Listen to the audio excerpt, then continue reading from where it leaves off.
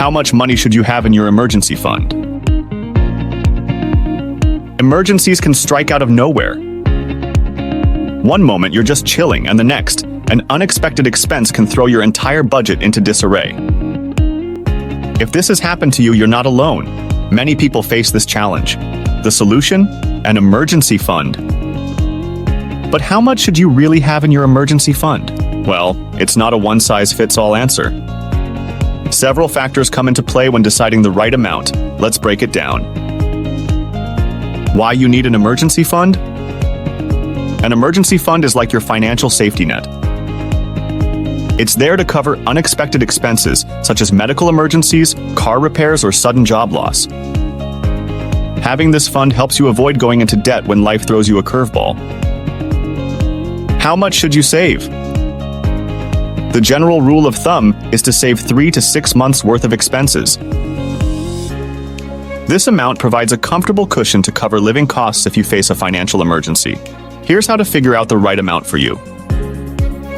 Calculate your monthly expenses. Start by adding up your essential monthly expenses, including rent or mortgage, utilities, groceries, and transportation. This will give you a baseline for how much you need to cover your basic needs. Consider your personal situation.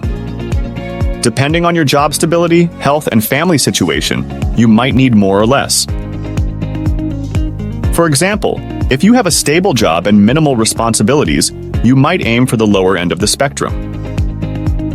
Conversely, if you have a variable income or more dependents, a larger fund could be beneficial. Adjust for special circumstances. If you have unique situations, such as ongoing medical treatments or seasonal fluctuations in income, factor these into your savings goal. The idea is to have enough to handle these specific scenarios without stress. Building your emergency fund. Building an emergency fund doesn't have to be overwhelming. Start small and gradually increase your savings. Set aside a portion of your income each month into a separate savings account. This way, the money is easily accessible when you need it, but not tempting to dip into for non-emergencies. And that's all there is to it.